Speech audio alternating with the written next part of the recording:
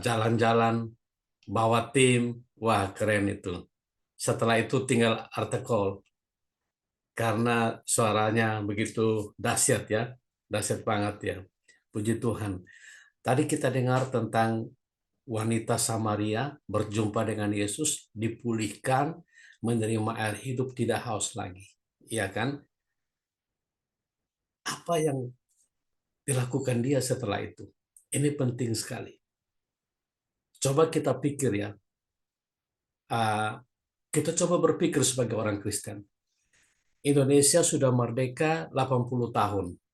Katakanlah banyak sekali anak-anak Tuhan dari Indonesia Timur. Berapa banyak anak Papua yang memberkati tanah Papua? Berapa banyak anak NTT memberkati tanah NTT? Berapa banyak anak-anak Tuhan Ambon memberkati tanah Ambon? Berapa banyak Bapak Ibu? Dalam saya mengikuti perkembangan negara kita, mereka yang dari Papua yang berhasil sampai ke puncak, mereka-mereka yang meninggalkan Yesus. Yang Ambon juga sama, yang NTT juga sama. Mereka-mereka yang meninggalkan Yesus. Dan sekarang setelah kita dipulihkan, tadi saya dengar juga ada doa mereka yang usaha menjadi kaya. Rumah tangga yang berantakan dipulihkan, yang sakit disembuhkan. Karena kita ada otoritas, ada kuasa. Kita tidak meragukan lagi kuasa yang Tuhan berikan. Tetapi apa yang dilakukan setelah kita sembuh? Apa yang dilakukan setelah rumah tangga kita pulih? Apa yang dilakukan setelah usaha kita menjadi besar, menjadi kaya? Apa yang kita lakukan? Kalau kita lihat negara-negara yang maju, pendahulu-pendahulu kita, Amerika, Eropa, mereka melakukan jauh lebih besar. Mereka berhasil diberkati Tuhan. Mereka membangun universitas-universitas. Kalau Bapak Ibu pernah dengar Harvard, itu yang bangun orang Kristen. Universitas Columbia, yang bangun orang Kristen. Rumah sakit besar mereka bangun. Dan setelah itu untuk apa bangunan-bangunan ini? Penting sekali kita bangkitkan generasi kita, generasi anak kita harus punya visi yang besar, yang utama, yaitu visi kerajaan Allah. Setelah Harvard, Columbia dibangun, siapa student-studentnya hari-hari ini? Founding father-nya memberikan scholarship, memberikan free uang kuliah. Siapa student-studentnya? Teman anak saya, orang Australia, kulit putih, sekolah dokter. Di seluruh fakultasnya, bukan kelasnya aja, fakultasnya. Dia satu-satunya orang Australia, orang putih, orang Kristen. Satu-satunya. Dan kalau Bapak Ibu belajar hari ini, lihat di media, mengapa Harvard jadi radikal? Columbia University jadi radikal. Mengapa? Karena kita sudah membangun keberhasilan luar biasa. Tapi apa visi pokok kita untuk menjadikan segala bangsa murid Yesus? Tidak ada. Jadi setelah kita kaya, selesailah sudah. Setelah kesehatan kita dipulihkan, selesailah kita sudah. Setelah anak-anak kita berhasil menjadi pengusaha sukses atau menjadi pejabat tinggi, selesailah sudah. Jawaban doa terjadi. Doa dijawab. Pergumulan-pergumulan yang disampaikan di doa hari Minggu, khotbah-khotbah. Pergumulan bagaimana saya bisa beli rumah, beli motor. Setelah punya motor, selesailah sudah. Punya rumah, selesailah sudah. Apa visi utama kerajaan Allah? Dan kalau Bapak Ibu belajar lagi atau mengikuti perkembangan berita-berita hari ini, ada yang disebut mainstream news. Mengapa mainstream news lebih memberitakan pembunuhan di Gaza daripada pembunuhan orang-orang Kristen di Nigeria? Mengapa Bapak Ibu? Karena tadi yang sekolah-sekolah di Harvard, Columbia, dan universitas di Eropa, isinya bukan lagi anak-anak Tuhan, walaupun founder-father mereka yang membangun. Karena pendidikan-pendidikan tinggi, lulusan-lulusannya bukan lagi anak-anak Tuhan, sehingga mereka-mereka ini yang masuk ke mainstream news. Kalau Bapak Ibu lihat PBB, sekarang beritakan, lebih banyak beritakan Gaza daripada Nigeria. Apakah ini yang Tuhan Yesus berkata, bahwa anak-anak dunia lebih cerdik daripada anak-anak terang? Karena kampus-kampus yang disediakan founding father kita, semua studennya bukan anak-anak Tuhan. Karena pendidikan-pendidikan tinggi ini membuat mereka menjabat kedudukan penting, pos-pos penting di United Nations. Dan hari-hari ini, berapa banyak mega church di Nigeria? Berapa banyak mega church di Nigeria?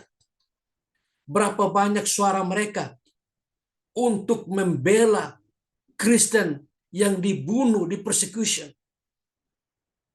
Coba kita berpikir baik-baik. Apa yang salah dengan kekristenan modern ini? Bapak Ibu, ada yang gereja besar, ada yang gereja kecil. Kalau Bapak Ibu mengamati, mempelajari dengan saksama, gereja bermainnya sudah seperti bisnis.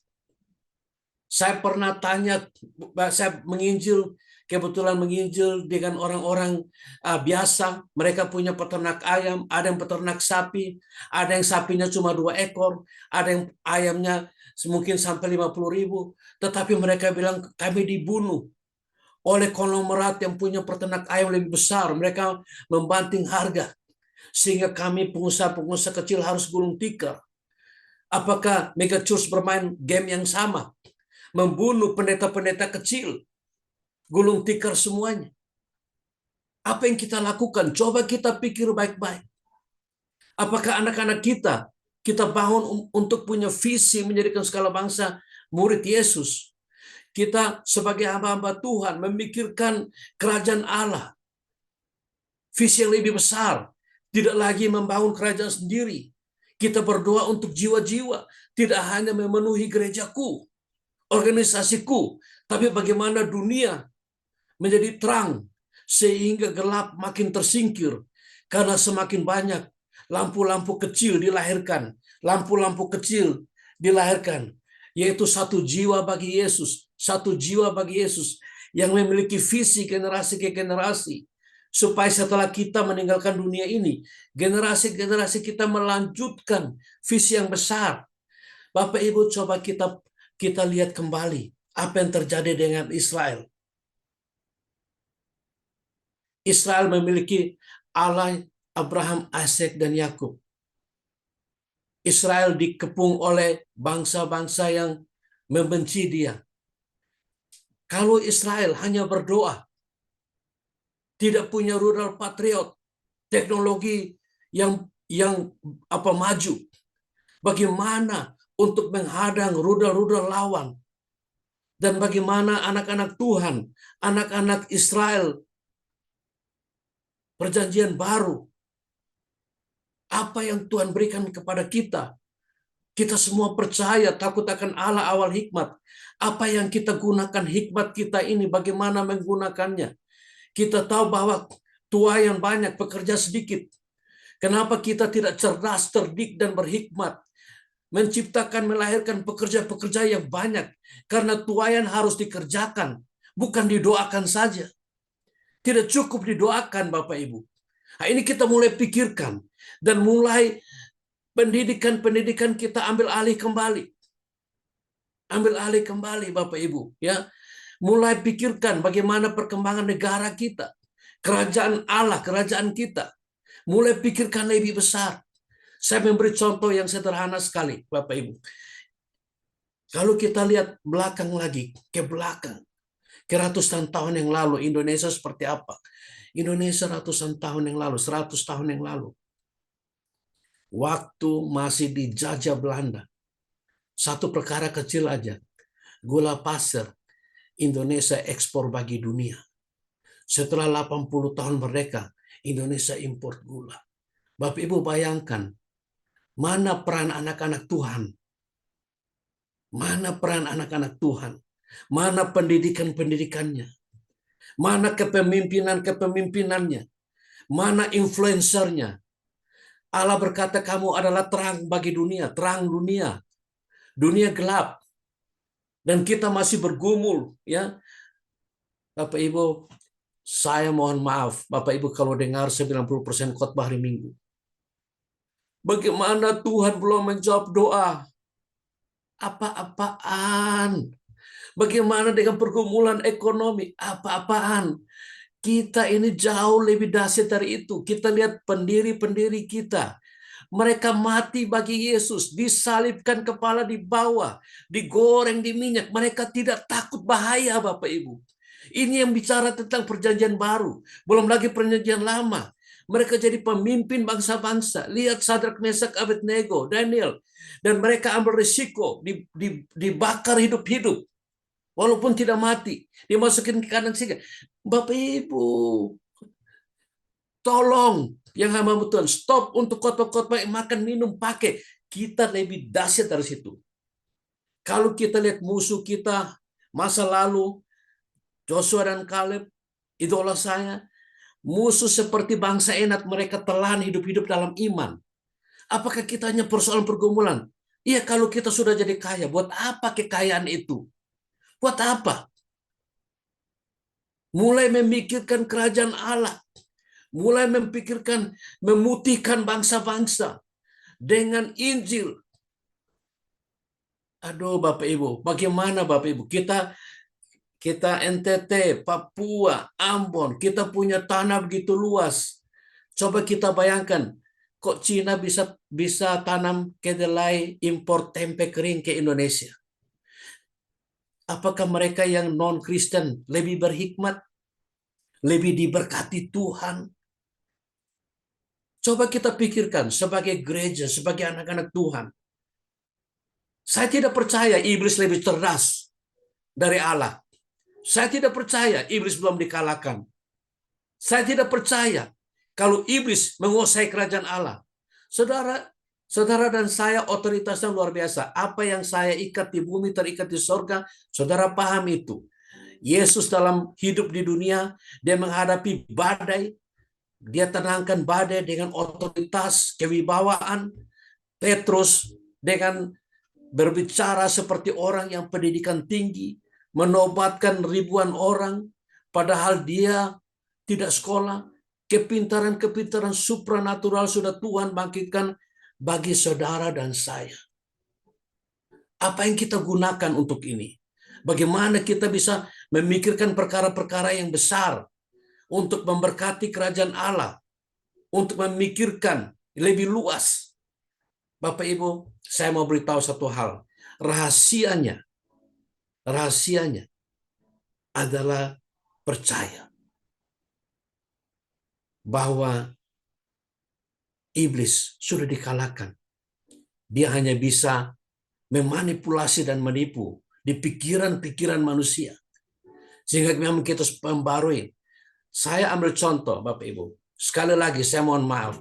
Saya praktikkan firman Allah, ya, dengan kapasitas saya sebagai orang biasa. Saya buktikan firman Allah. Saya ke Jakarta 93 hanya untuk ke gereja bertobat. Saya butuh uang di Jakarta. Saya cari uang, dengan uang tidak ada. Tidur di lantai. Tapi saya percaya firman Allah bahwa Joshua dan Kaleb akan masuk ke tanah perjanjian, telan orang Enak hidup-hidup. Saya buktikan di Jakarta. Saya kembali ke kampung halaman saya. Saya bilang setiap tanah yang saya injak oleh telapak kaki saya diberikan kepada saya. Saya punya otoriti. Saya buktikan. Saya datang ke negara ini, Australia. Saya buktikan. Saya praktikkan firman Allah untuk lebih berpengaruh dan memikirkan kerajaan Allah. Tidak hanya untuk diri sendiri. Tidak hanya untuk saya kaya, saya nikah, saya punya anak pendidikan tinggi. Tidak cukup sampai itu. Mulai pikirkan yang utama, kerajaan Allah. Kerajaan Allah. Bagaimana kita bisa menangkan dunia bagi Yesus. Bagaimana kita masuk ke pos-pos penting dalam mainstream media, dalam hukum, dalam politik, dalam militer. Bagaimana kita bisa bersuara kepada mereka yang tidak mampu bersuara, yang sekarang dibunuh di Nigeria. Dan jangan izinkan para teroris buat kita takut mereka. Jangan izinkan sampai kita takut teroris. Saya tidak takut mereka. Kemuliaan bagi Tuhan. Mengapa? Jangan dipikir kita ditampar pipi kanan, dikasih pipi kiri. Kita lemah. Tidak. Saya kasih pipi kiri. Kenapa? Saya mau taat kepada firman Allah. Saya tidak ikut caramu. Saya tidak ikut pembalasan dengan caramu. Saya dengan cara Tuhan.